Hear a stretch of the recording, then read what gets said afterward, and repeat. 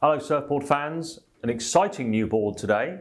The boardshop.co.uk surfboard review, the Lost Hydra, a brand new model for this year. Packed with features, looks like a very usable board for a whole range of people.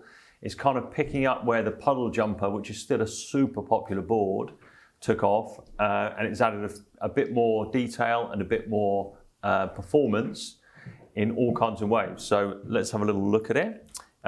It's going to go in anything from knee to shoulder head high. It's designed to make the most of small waves when there's a lack of power or it's a bit choppy. So in effect, it's going to go in all conditions, whether it's like bumpy and rubbishy onshore or whether it's super clean and well lined up. So as you'd expect from a board of this ilk, pretty flat rocker, not a lot through the tail, just enough through the nose to stop the nose digging in on your bottom turns and what have you. Lots of meat all the way through the board, running right up into the rails at the front and through to this entertaining diamond chopped kind of tail. The key feature is in the base of the board. Running down to about here, there's the rails are kind of chined in. So you've got this flat bit of rail here and then this deep single running into double concave on either side. You can see it's got a 5-fin setup, but it's going to be universally ridden as a quad, I would imagine. And then it's got this crazy tail. All these features are there for a reason.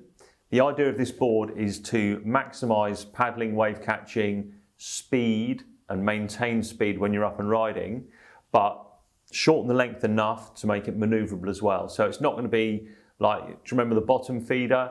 It was a flat, very flat board, great for tiny small waves, but it was quite hard with that blocky tail to get it turning and getting up on rail.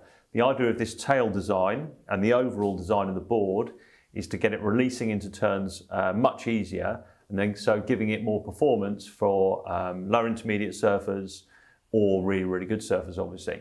So, as well as this chine, which I hope you can see, I'll show you another angle there, running down the rails of the board, the tail is there to reduce the overall length of the board without compromising speed.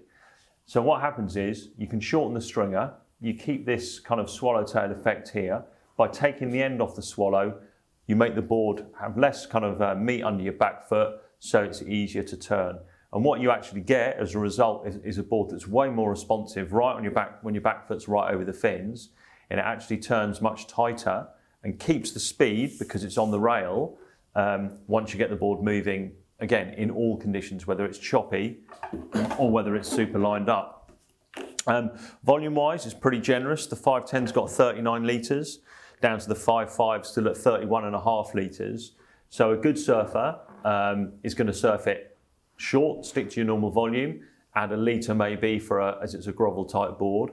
But what it also means is that someone coming down off a bigger board that wants a stable platform that is relatively easy to catch waves on and surf, but you can progress on, can go down to like 5.9, 5.10 from a bigger board, still have all the volume you need to support someone who's like 85 kilos, catch loads of waves, but be on a board where your surfing can really, really dramatically improve in a relatively short period of time, providing you're surfing a fair bit.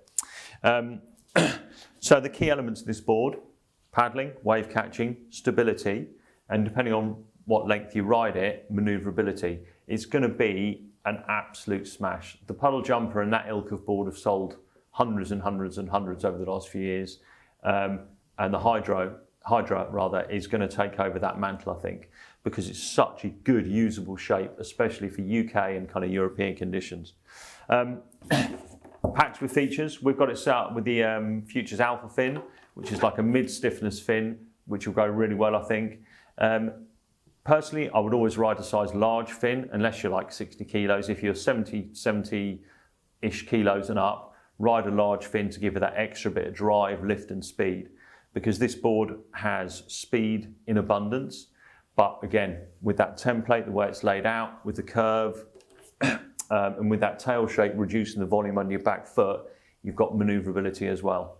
The Lost Hydra, online at Boardshop now, ready to purchase. Obviously, you can buy one on 0% finance, you can do trade-ins, you can customise, all the usual good stuff.